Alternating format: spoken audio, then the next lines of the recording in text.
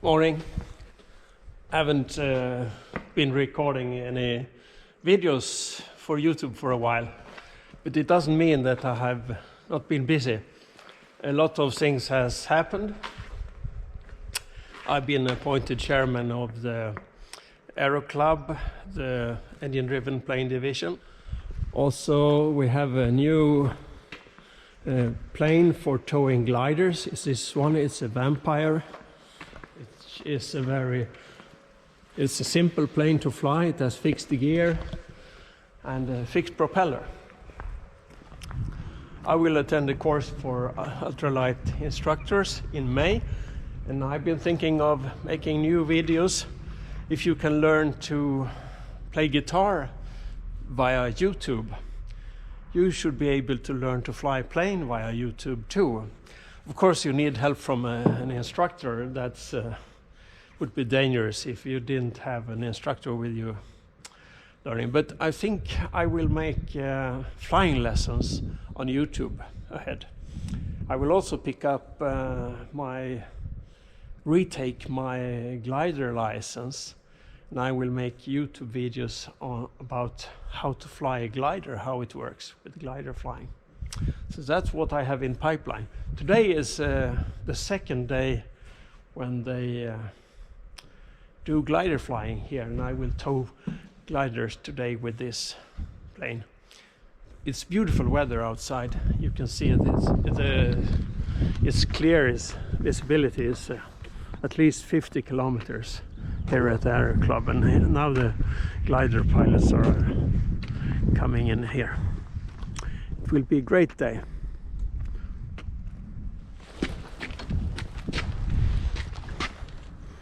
You have to be very careful so you don't hit anything. Expensive stuff. Since I'm retaking my glider certificate, let's check out this glider plane.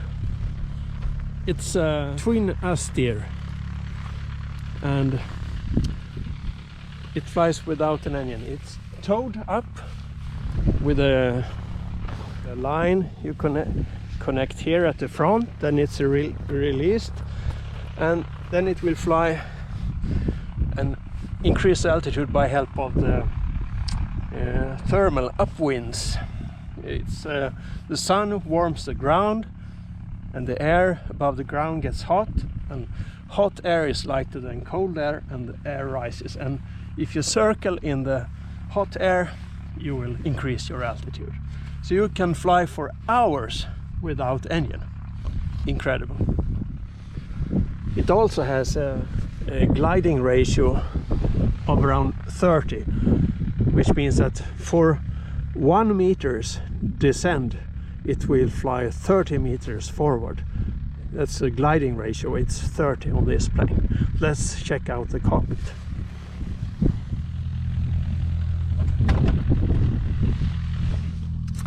I'm not too familiar with this, but I think I understand some of the controls.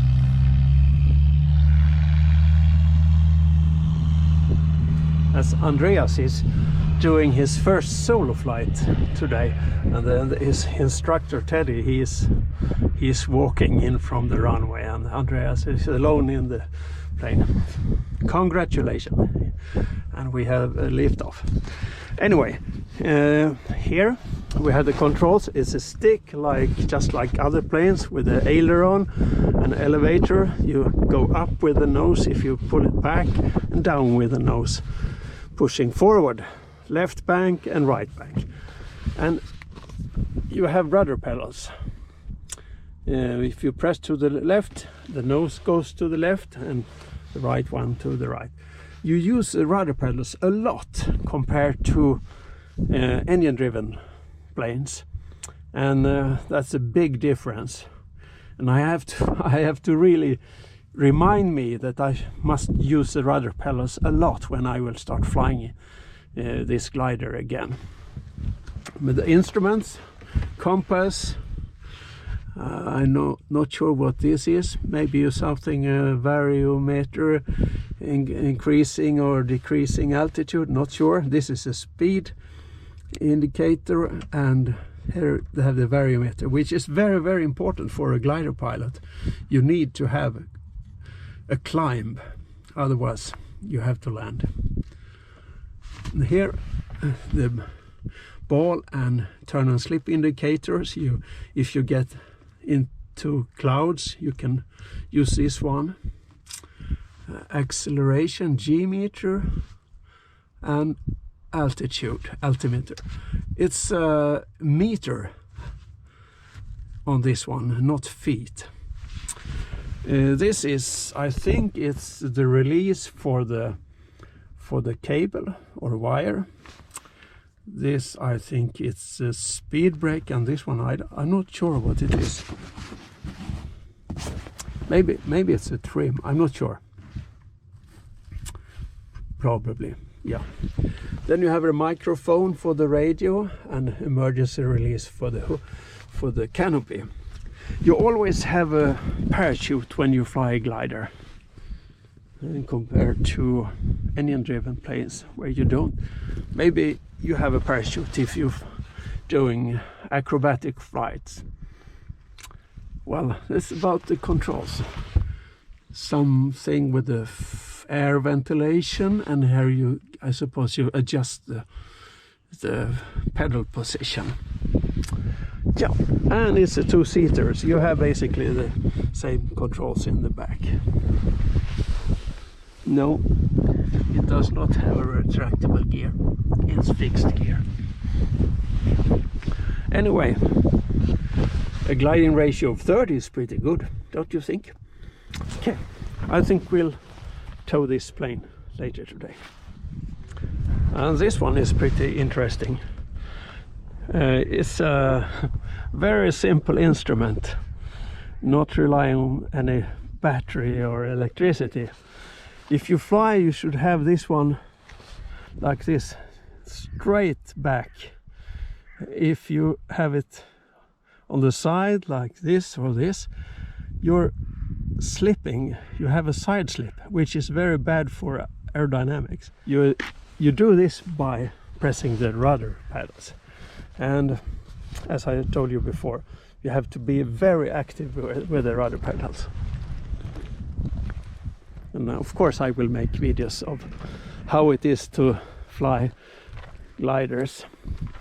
I started flying gliders when I was 15 years old with a Bergfalke in Borlänge in, I think it was 1972. Long time ago. It's a great way of starting your flying career, because you get feeling for flying, meteorology, and it's not too expensive. Here's another one, DG 1000 with retractable gear. It has even better performance. I'm not sure how good.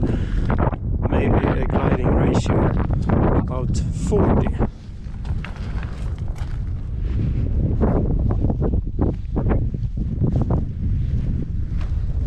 Some gliders even have their own retractable engine. This one has got gliding ratio of 40,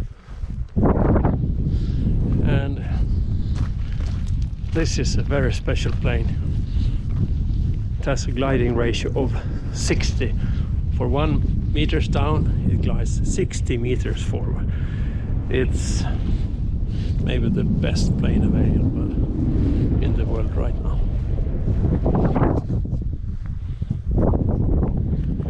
LS3, a single seater. Det är frågan, här sitter allting i som ska se, vad är det? Det är radion där.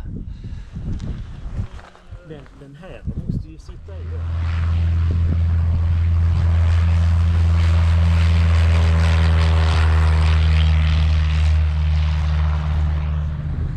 You can tow them in the air, have to tow them on the ground.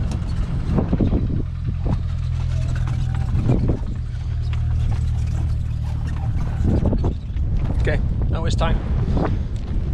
Let's go.